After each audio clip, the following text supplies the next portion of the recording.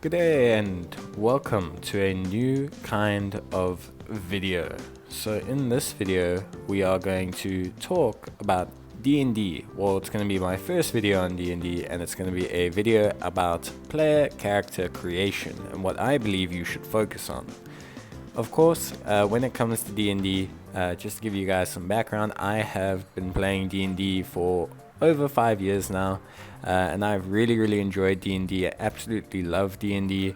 I'm mainly a dungeon master or a game master, depending on who you talk to, and I have personally overseen 7 campaigns. I've also been a player in 4 campaigns, so I've really enjoyed playing D&D, and most of my campaigns are long-term campaigns. We've had one campaign that was 42 sessions of 4 to 5 hours long each, so that's like 200 hours. So they're all very long and very enjoyable. In terms of D&D, obviously over the years I did start out with physical D&D, but now I do online campaigns, mainly using tools such as Discord, the Fight Club 5 edition apps on your phone, and a combination of Roll D20. I find using a whole variety of tools generally gives the best experience, but a lot of people will just give you lots of various and easy ways to kind of go about it.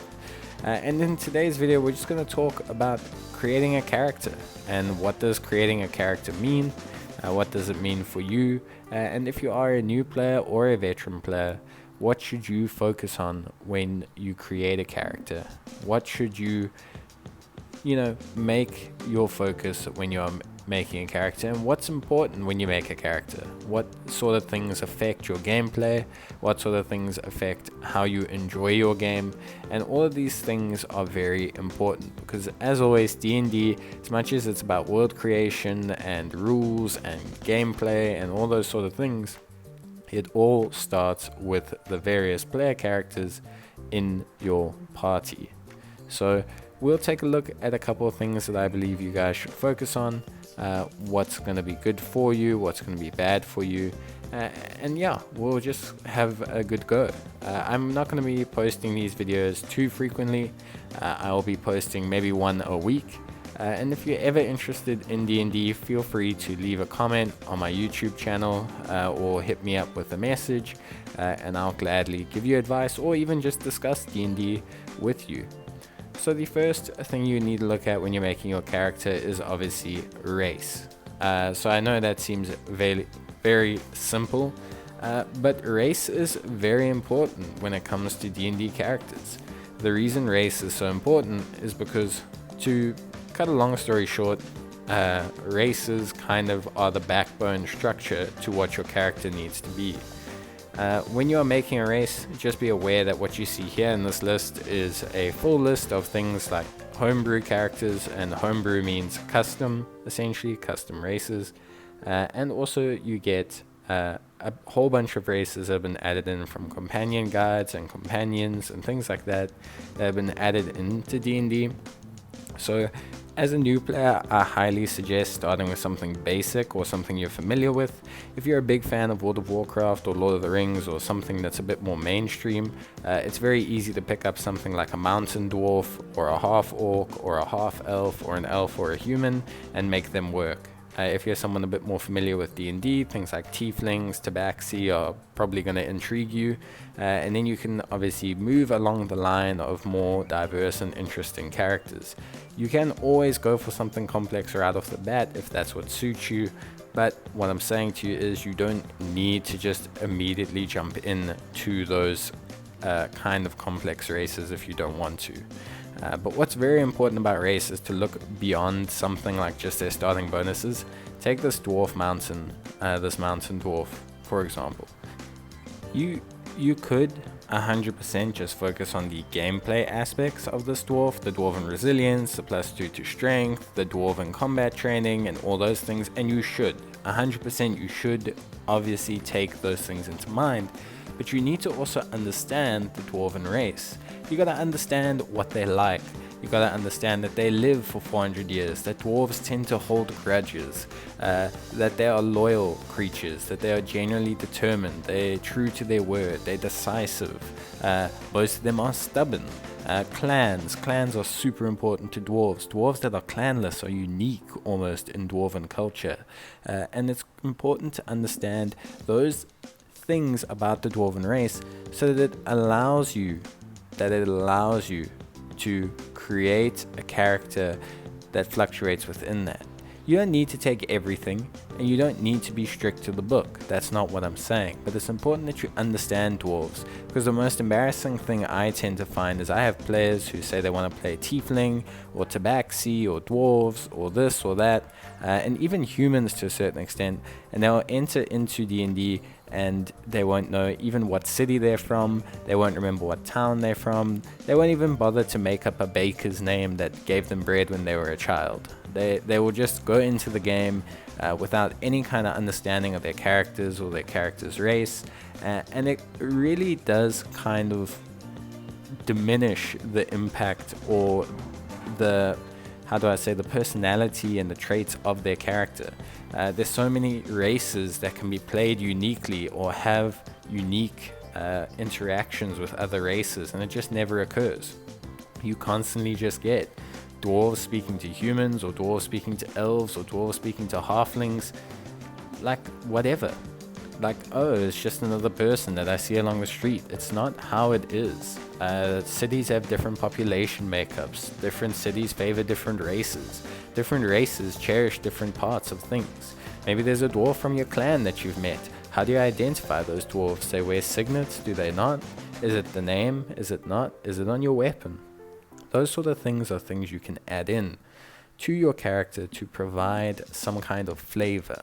Now, you don't have to go into full detail. You don't have to say that the eye of the bucklet of my sword and my great axe all bear my clan adornment, and I've shaped them out of my own gold, and out of the skins of my enemies I carve flags of my dwarven clan that I place along. You're welcome to. If you want to go into those levels of detail, you can. But just understand your race, understand how they interact, and try and understand a little bit about where they come from and where you came from. Now, of course, we choose a race, and that race is important, and you need to understand the gameplay mechanisms. But then you also need to move on to class. Now, class is something that is very, very difficult to just say pick this or pick that. So the first thing I want to just say, when it comes to class, try and choose something that has resonance with your character. If your character is a dwarf, an artificer is a very interesting choice. If your character is a dwarf, a cleric could be an interesting choice. If your character is a dwarf, a barbarian could be a very interesting choice. You don't have to go those, but they're things you can go. Dwarf fighters, also very interesting. But something that's unique or different, like a dwarf druid, druids don't necessarily resonate within the spectrum of dwarves. Druids are generally class for characters that are in the wilderness, that are on their own, that learn from a circle of druids or a traveling group of druids. They spread medicine, they're in touch with nature, they're about balance. All these things are generally not associated with dwarves.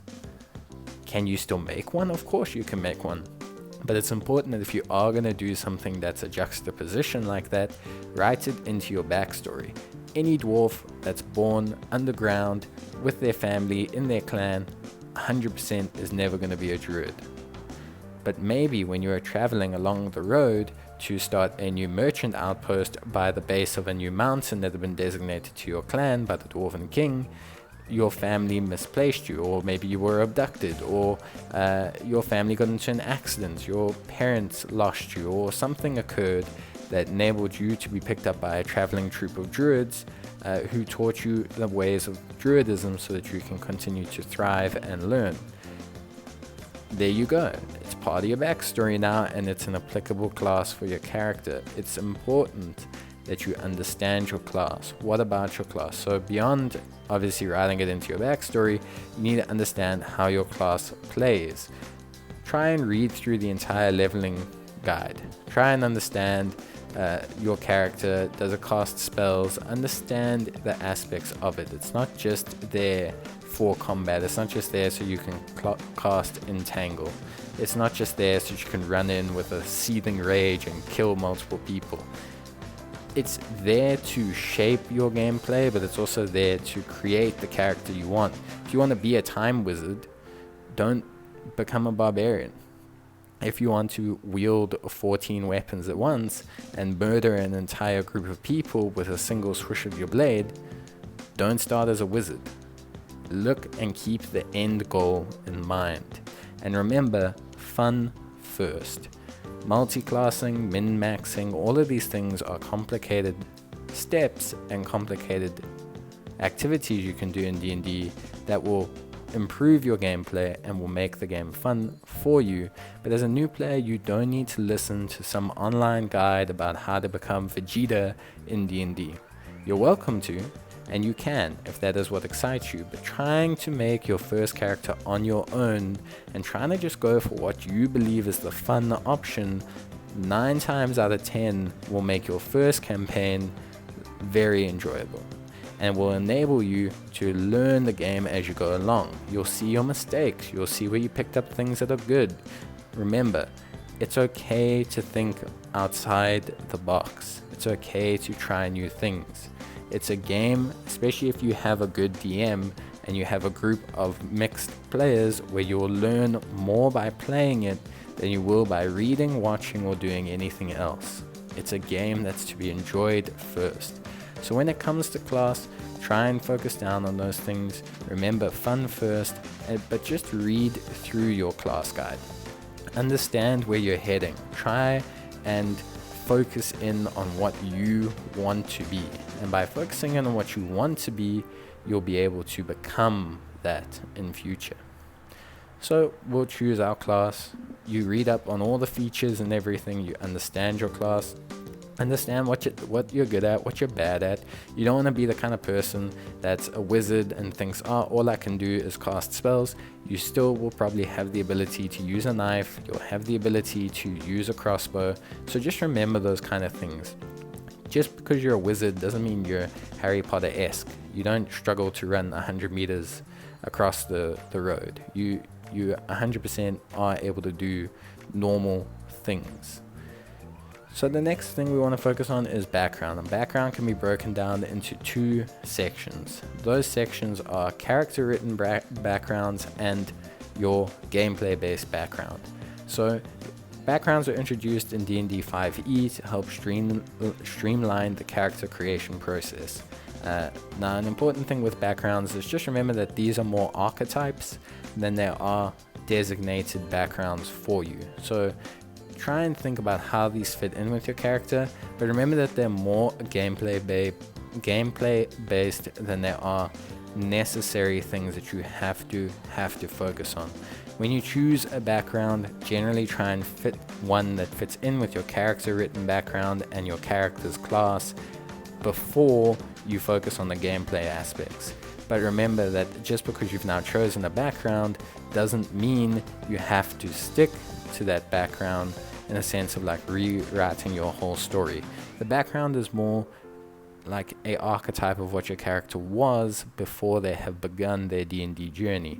Because my character was a baker doesn't mean that all of a sudden I can't be someone that grew up on the streets.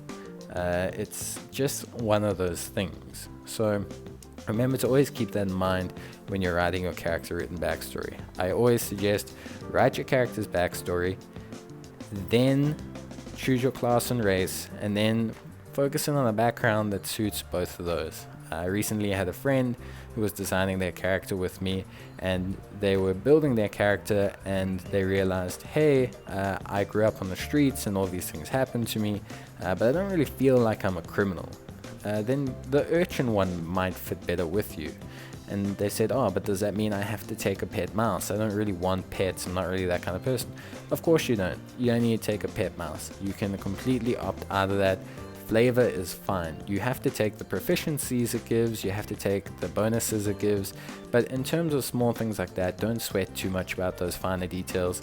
Any DM will naturally understand those sort of minute changes, and even proficiencies to a certain extent. If your DM is comfortable with it, if you are running a slightly homebrew campaign, they will allow you to adjust them slightly. Obviously, the goal is not to let you min-max, so there's a reason why certain proficiencies are tied to certain things, but you can just focus on those and obviously work on them with your DM, and I'm sure everything will be fine. But it's important to choose one that fits your background. If you're not a criminal, choose urchin. If you're not an urchin, choose something else. For example, druids being a cloistered scholar doesn't make any sense, especially a druid that was a dwarf that was picked up and now taken to a forest. Being a cloistered scholar makes no sense. Being a hermit does somewhat make sense, or maybe what you could do is you could choose guild artisan. Maybe your natural dwarfling abilities come into the fore while you're amongst the druids, and you actually act as their front of house for peddling their medicine products around the city. Something like that can fit in perfectly fine, and it's okay to kind of choose the guild artisan background. You will twist it slightly to fit in with your story, but it doesn't necessarily mean that it's wrong. You're welcome to choose those kind of things, just twist them as best you can. And when it comes to player backgrounds, please, when you're writing your character written story, please do not do the sin of being the shonen anime protagonist. It's something I see all the time. Everyone's parents are dead, their brother's dead, their mother's dead, their sister's dead, their cousin's dead, their friend's dead, their dog died in front of them, being killed by a demon who they then killed in a fit of rage while turning into a dragon, summoned by a fork of lightning, and they realize that they're actually the son of Zeus, who's actually the son of another god who actually was their real father, so they really just God. Don't do that. It's not advised, and the reason it's not advised is because you need to remember that D&D is a party-based game.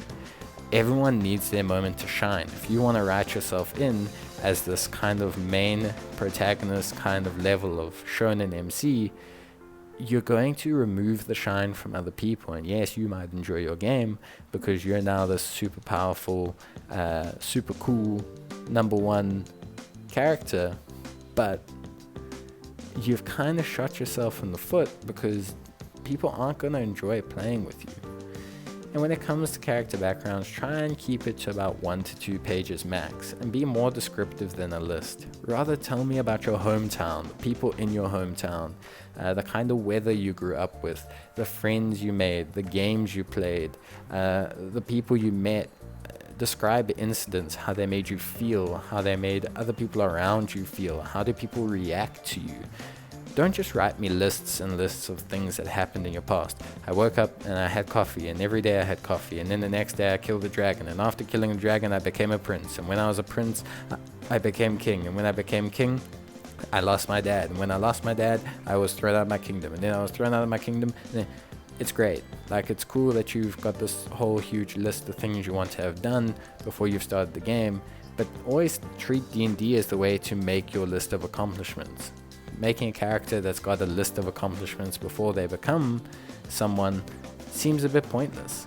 Like, what's the point in being so famous before you even start the game? Then I would suggest that you plan your first 4 levels. Always try and plan your first 4 levels, then try and plan level 4 to 12, and then try and plan level 12 to 20. Always take a look at your character race, class, everything like that in conjunction, and just think, where am I heading? You don't need to worry so much about the ability score side of it, but just think, where am I going with this character? What do I want to be? Do I want to be a fire and ice mage that controls 2 elements and is like Aang from Avatar? Or do I want to be, Hell? Do I want to be Blackhammer from World of Warcraft, a orc, half orc, who wears giant molten armor and swings a hammer, crushing the heads of his enemies? Choose what you want to be, and then try and plan how you get there. Try and plot the route from A to B. Doesn't have to be perfect, and everything can change, but try and plot that plan out. Once you have that plan out, then we can get into the ability scores and the finishing details. But until you plan those type of things and until you have an idea of where you want to go, doing ability scores and that is pointless, because those are something that determine how good you are at stuff, but it doesn't have to determine where you are. And I think it's important that you guys focus in and change that up.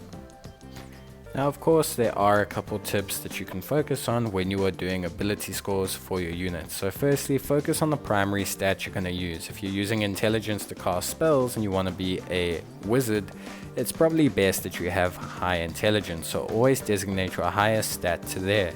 The second tip is just respect constitution. Health is a very important tool in D&D for all classes. Being a wizard with 3 health is no fun. So make sure that you put some constitution in, generally with your second or third highest stat, after you've focused in on those stats that enable you to focus on your offensive capabilities. Next, focus on playstyle. You want to make sure that when you're doing your playstyle, if you are someone who's going to be a smooth talking wizard, then it's very stupid of you to try and have a high strength stat. If you're not planning on using strength for anything, then it's fine. Put strength away, make it your lowest stat, give yourself that smooth talking ability. If you want to be a wizard that's surprisingly strong, for whatever reason or whatever build you plan to go with, then that's also fine. Just remember that you're probably not going to be a smooth talking, strong wizard. Unless you're gimped, or you get super lucky with stat rolls, you're probably going to have to choose something to not be great at. And you're going to have to choose stuff based on your playstyle. Now, beyond your primary stats and constitution, there's nothing else really to focus on barring gameplay mechanics. And those gameplay mechanics you should focus on are the ones that tie to your playstyle. So things like being wise so that you can activate certain skills, or charisma so that you can persuade enemies or lie to people, or even just strength so you can win arm wrestling matches in the bar. As long as you choose the ones you want to focus in on, that's going to help you out, as long as it's assisting your gameplay. And of course, just remember that this is a team game. If you have people in your party, you don't need to be good at everything. That's not what's needed from your character. Your character just needs to make sure that they're good at the stuff you want to be good at. If you want to be a god level omni character that can do everything, be my guest. But that's entirely up to you, and that's your own choice. And finally, let's talk about finishing details. So finishing details are super important in D&D, and they can be the tiny little bit of flavor, that little bit of salt and pepper that takes your character from being bland to just being a little bit cooler than everyone else's. And especially when you are a new player, these are some faults that you can fall into, so try and change them up. And it's important that you take all the information you've taken before and try and mix it all together. Remember, ideals, bonds, traits, and flaws are suggested from your background. You can ignore those and write your own. But please remember, the game does give you some template to focus in on. So firstly, age. Don't just say you're 25. If you're a dwarf, you're probably around 210. Change it up. Make it fit into how long your race lives. In terms of height, don't just say I'm 110 centimeters or say I'm tall. Say you're 4'7", standing on your tiptoes. Weight, don't just put a kg weight. Put something that describes how your character looks. I'm thick, like a granite slab. Yes, perfect. Now everyone knows what you look like. You got a dump truck. You're a machine. Your eyes aren't blue. They're piercing blue with specks of gold. Yes, allow people to understand what they'll see when they see your character. You don't want to be boring. You don't want to be lame. You're not lame in real life. You have quirks. You have features. Maybe you have a mole. Maybe you have bad skin under your eyes like me. Maybe you have curly, frizzy hair like myself. You can do it. Skin color, you're not white. You're not black. You're not chocolate, mocha-colored brown. You're tan, but you're covered with a layer of dirt so thick you look like a mud goblin. Perfect. Lovely. You can describe yourself using phonetics and things like that, but these type of small details just let people know what you're like. They know you're kind of dirty now. They know you don't shower, and maybe that falls into your flaws. And then of course, hair. Don't just be red-headed. Have coarse red hair that's twisted and mottled or unkempt. Have long flowing blonde hair that looks like it's a gift from the gods. Have short cropped thick speckled black hair that looks like a rush of ants across your head. Describe it as best you can and give yourself the ability to have flavor to your character. Now, ideals, bonds, traits, and flaws can all be chosen from your background. Your background will assist you and give you some ideals, bonds, traits, and flaws you can roll with.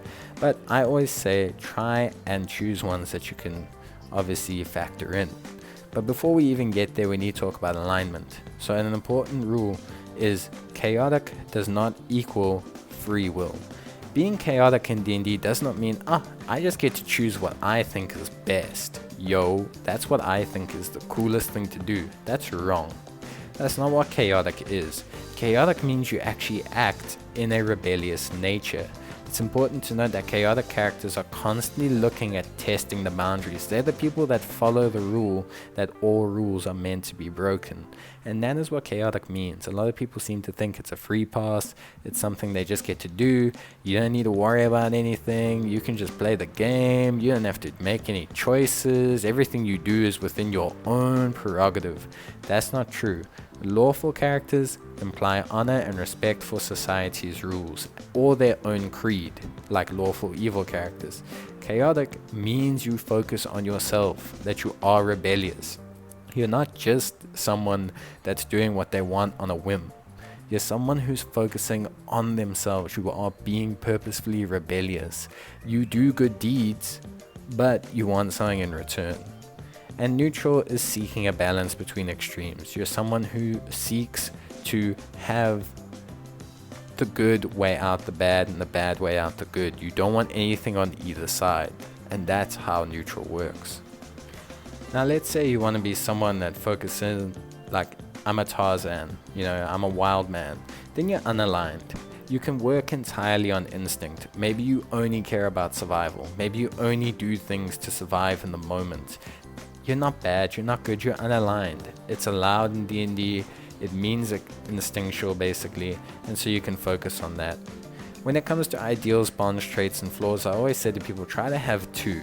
Try to have at least two of each. The reason is these will help add that flavor, that little bit of seasoning to your character. It'll make your character stand out, it'll make them pop, it'll make them so much more interesting than you'll ever believe. So traits are quirks or interesting interactions that your character might have with the world.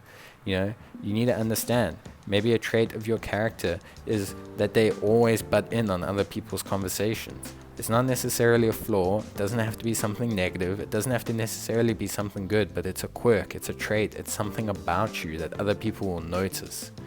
Maybe you always butt in on conversations. Maybe you always snore. Small things. Doesn't have to be big things all the time. Just give yourself that little bit of flavor.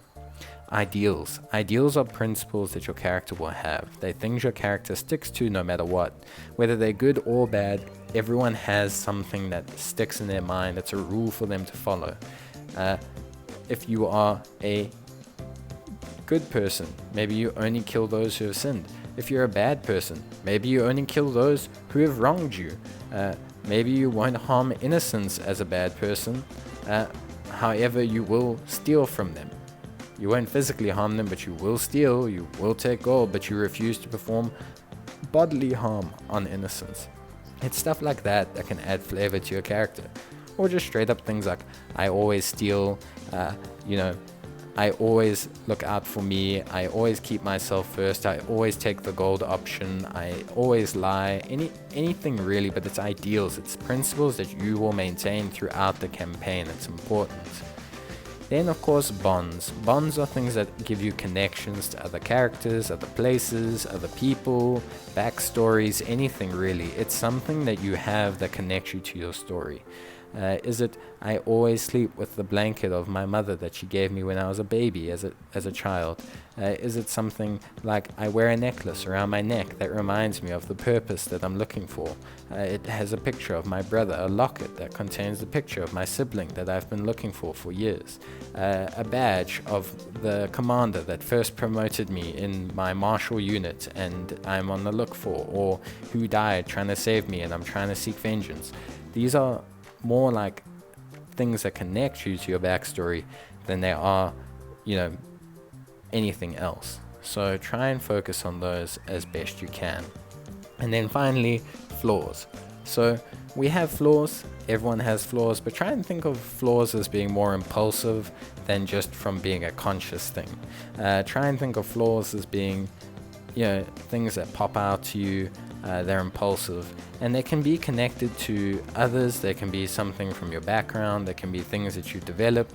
They can be connected to your race. But try and think of flaws that interact with everything. Flaws that will enable you to kind of create a juxtaposition to your character, or some kind of nuanced creation. Am I a lawful maiden? Or I'm a maid, I'm a night maid, a woman of my family, someone who constantly wants to serve her family. I'm lawful, I protect the innocent, I follow society's rules. But my flaw is that although my family wants me to marry someone out of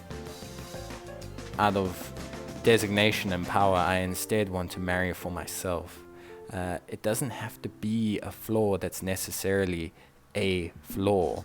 It can be something that juxtaposes your character, and that creates nuance within your character. It creates something for you to act on. It creates something for the DM to write a side quest on. It creates integral plays between your characters and your campaign that you can't get anywhere else in a video game. Or in any kind of game, really. And that's what makes D&D so fun, is that ability for the game to create tailor-made situations that can service your characters and the story, not necessarily always in the way you want it to go, but in a way that allows you to enjoy something really personal and really unique. So that's going to be pretty much it from me in terms of character creation. I know it's a long video, but it's got some interesting points that I just wanted to share with you guys. And as always, if you are interested in starting a D&D campaign, if you are a DM who's looking for assistance, maybe you just want someone to rush ideas off of or bounce ideas back from, or maybe even you're just someone who kind of wants to riff some character ideas or is new to D&D and needs some advice, you're welcome to come give me a chat, leave a comment under the video, and pretty much just hit me up in any way you can. I always love D&D. I think D&D is a great game, and I think anyone who enjoys video games, and especially RPGs, should give D&D a try. But that's it from me, guys. Stay safe, and I'll see you in the next video. Until then, take care and bye.